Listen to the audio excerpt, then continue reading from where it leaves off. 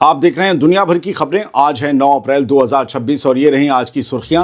Hormuz में पानी की जगह बह रहा बारूद। सीज़फायर के बाद IRGC ने जारी किया सनसनीखेज चार्ट। तुर्की ने बेपर्दा की इसराइल की हैवानियत। कहा जब तक इसराइल की जमीन हड़पने वाली पॉलिसी जारी रहेगी मिडिल ईस्ट में अमन मुमकिन नहीं। बेरूत की सड़कों पर कयामत का मंजर। इसराइली इवैक्यूएशन ऑर्डर के बाद शहर में मची भगदड़। इसराइल का ग्रेटर इसराइल वाला प्लान। मिनिस्टर बेजलेर स्मोट्रिच ने कई मुल्कों की जमीन कब्जाने का किया खुला ऐलान। 40 दिन के बाद अल-अक्सा मस्जिद में गूंजी अजान। नमाजियों के लिए खुले गेट। पहले सजदे के लिए बेताब फिलिस्तीनियों में दिखा गजब जज्बा। और फिलिस्तीन में फिर बर्पा कहर। हेब्रोन में माओं के सामने दर्जनों फिलिस्तीनी पकड़े। बिलखती बहनों के सामने नौजवानों को घसीट ले गई इसराइली फौज। ये थी कुछ हेडलाइंस और इन हेडलाइंस के अलावा भी हैं कई अहम खबरें।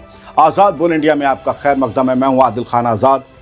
और जो लोग नहीं जानते, जो नए हैं, उन्हें बता दूं कि यह है हमारा स्पेशल प्राइम टाइम शो दुनिया भर की खबरें, जो रोज़ आता है लेकिन ईरान की जंग में ताज़ा अपडेट्स की वजह से नहीं आ पा रहा था। तो चलिए शुरू करते हैं तफसील से खबरों का ये सिलसिला। सीज़फायर हो गया।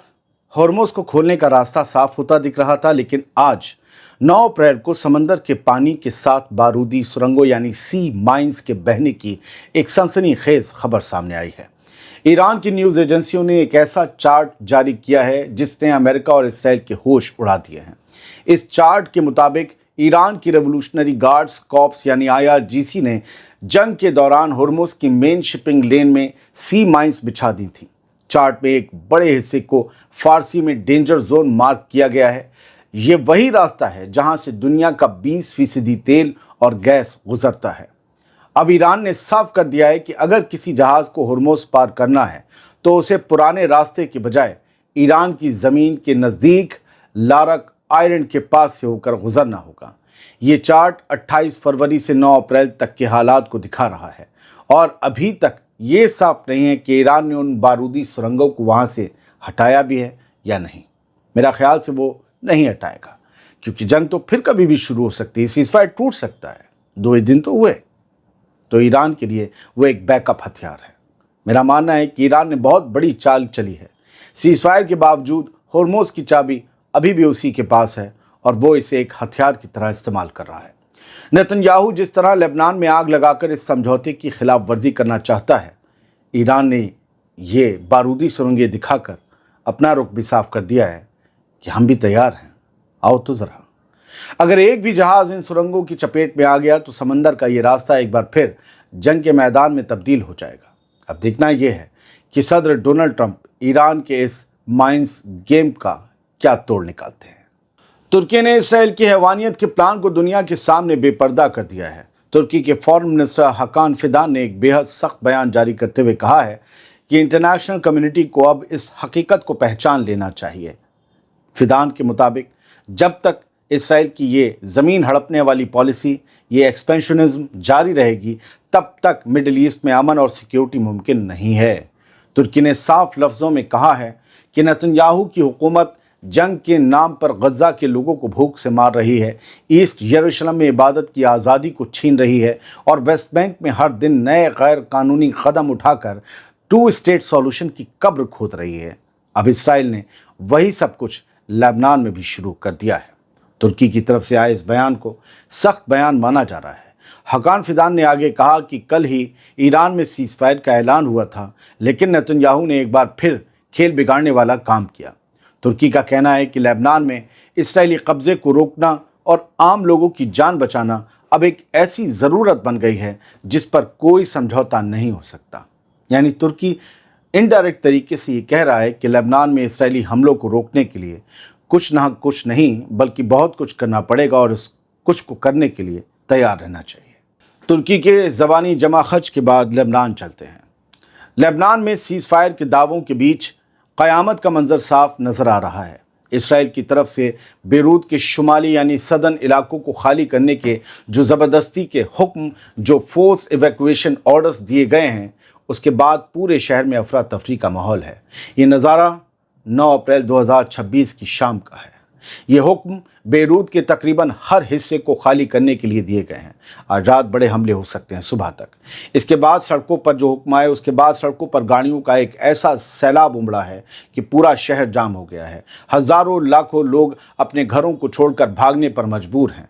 बेरूत की सड़कों पर इस वक्त मीलों लंबा ट्रैफिक जाम लगा हुआ है, क्योंकि हर कोई अपनी जान बचाने के लिए महफूज ठिकानों की तरफ भाग रहा है। लोगों में इस कदर खौफ है कि एम्बुलेंस और रेस्क्यू टीमों के लिए भी इन सड़कों से गुजरना नामुमकिन सा हो गया है। लेबनान की हेल्थ मिनिस्ट्री ने तो यहाँ तक अपील की है कि लोग सड़कें खाली कर दें ताकि जख्मियों को अस्पतालों तक पहुँचाया जा सके, लेकिन भगदड़ और दहशत के इस माहौल में कोई किसी की सुनने वाला नहीं है। यही तो नफसी नफसी है। दोस्तों, मेरा मानना है कि सिर्फ एक इवैक्यूएशन नहीं, बल्कि हज़ारों लोगों को बेघर करने की एक बहुत बड़ी साजिश है। सीज़ फायर के नाम पर दुनिया की आंखों में धूल झोंकी जा रही है और लेबनान को इस समझौते से बाहर रखकर वहाँ क़यामत बर्पा की जा रही है। अब इस वीडियो में एक सनसनीखेज खबर सुनिए। इसराइल ने अपनी सरहदें आगे बढ़ाने का खुला ऐलान कर दिया है, यानी ये कई मुल्कों की ज़मीन पर कब्जा करने का ओपन प्लान है। एक तरफ दुनिया सीज़ फायर की उम्मीद कर रही है और दूसरी तरफ इसराइल के कट्टरपंथी फाइनेंस मिनिस्टर बेजलेल स्मोट्रिच ने जहर उगला है। वेस्ट बैंक में एक नई गैर कानूनी बस्ती मेवोहोर की ओपनिंग के दौरान स्मोट्रिच ने खुलेआम इसराइल की सरहदें बढ़ाने का ऐलान कर दिया है। यह ऐलान 9 अप्रैल को हुआ है। स्मोट्रिच ने अपने इस बयान में साफ कहा है कि वो गजा पर पूरा कब्जा करके सरहदें फैलाना चाहता है।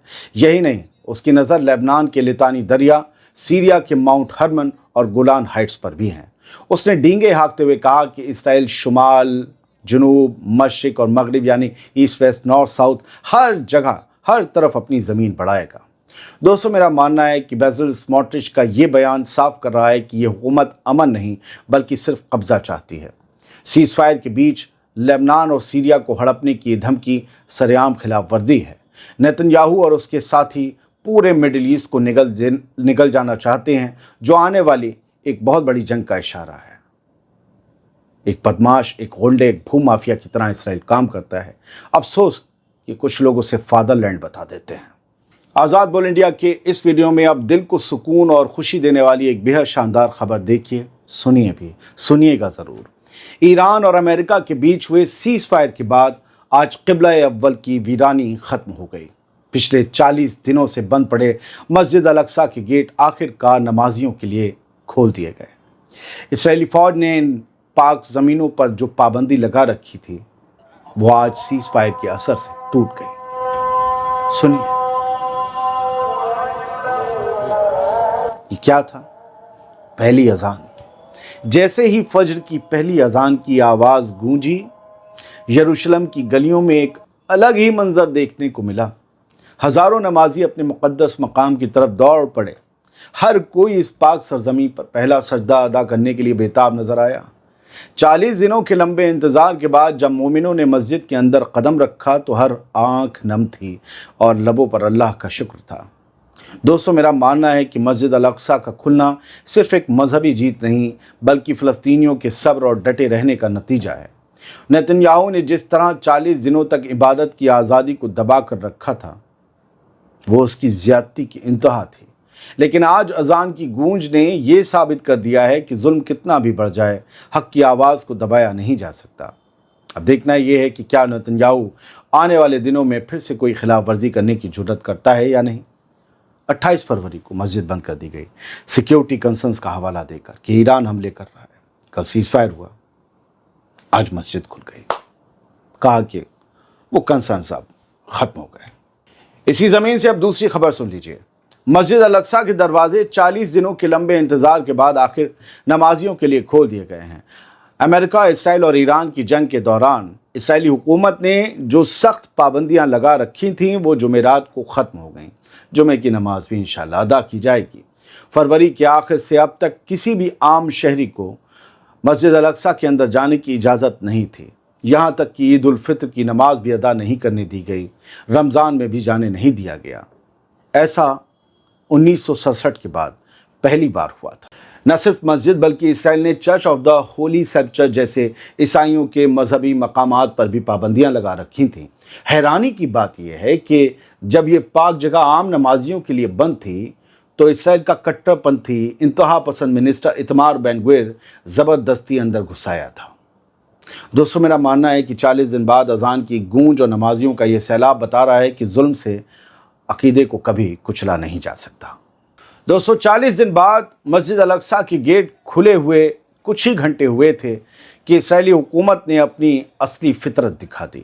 नमाजियों की खुशी को मातम और गुस्से में बदलने के लिए इसराइली फ़ौज ने आज सुबह 6:30 बजे ही इलीगल सेटलर्स के जत्थों को मस्जिद के अहाते में घुसने की इजाज़त दे दी।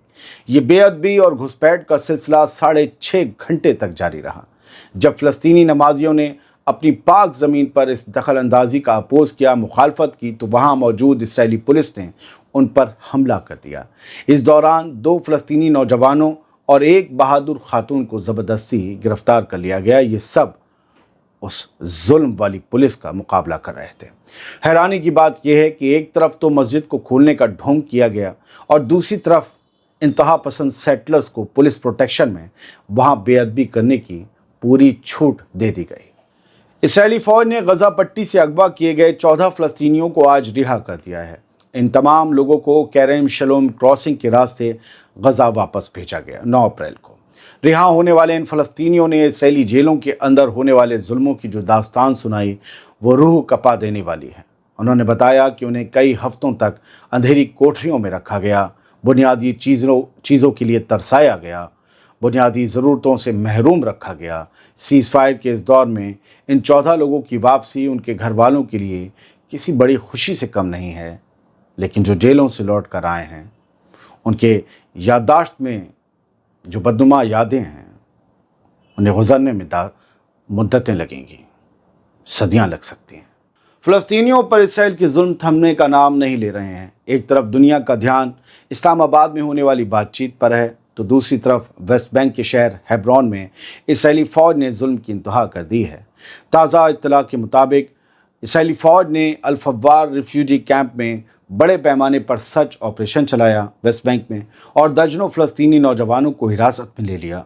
माँओं के सामने उनके लखते जिगर को उठा लिया गया। बहन तड़पती रही, रोती रही, लेकिन भाइयों को IDF घसीट ले गई। इसराइली फ़ौज की यूनिट्स भारी तादाद में इस कैंप में दाखिल हुई। घरों के दरवाजे तोड़े गए। माँ बहनों के सामने उनके बेटों को ज़बरदस्ती उठा लिया गया। बताया जा रहा है कि इस रेड के दौरान कैंप के अंदर काफ़ी तोड़फोड़ भी की गई और लोगों को डराने धमकाने के लिए फायरिंग भी हुई। दुनिया भर की खबरों में आज के लिए इतना ही। ईरान से जुड़ी हुई और फ़लस्तीन से जुड़ी ज़्यादा खबरें थीं। दुनिया बहुत बड़ी है, लेकिन जो बड़ी हार्ड हिटिंग खबरें थीं वो हमने ले लीं, क्योंकि लेट हो चुका था इसलिए और ममालिक की खबरें नहीं लीं। लेकिन ये हमारा सबसे पहला और वाहिद प्राइम टाइम शो है। इसमें हम दुनिया की कुछ बड़ी खबरें लेते हैं और डेली शो है, लेकिन जब जंग या कुछ बहुत हैपनिंग होता है तो ये शो मिस हो जाते हैं। तो जो नए व्यूअर्स हैं उनसे मेरी गुजारिश है, जंग होना ना होना ये सब चीज़ें हैं, अगर आपको दुनिया की खबरों से वाबस्ता रहना है तो आज़ाद बोल इंडिया से जुड़े रहिए। एक मॉर्निंग शो आता है जो लेट आ रहा है क्योंकि हम सुबह तक लाइव कर रहे हैं, आधी रात के बाद तक 8 बजे 9 बजे और 7 से 9 के दरमियान, और ये रात में प्राइम टाइम शो है और एक बीच में हेडलाइंस शो। 3 शो हैं, बाकी वीडियोस आते हैं। आप ही का चैनल है। बहुत बहुत शुक्रिया। सब्सक्राइब कर लीजिए अगर ना किया हो। सलामत रहिए, खुश रहिए।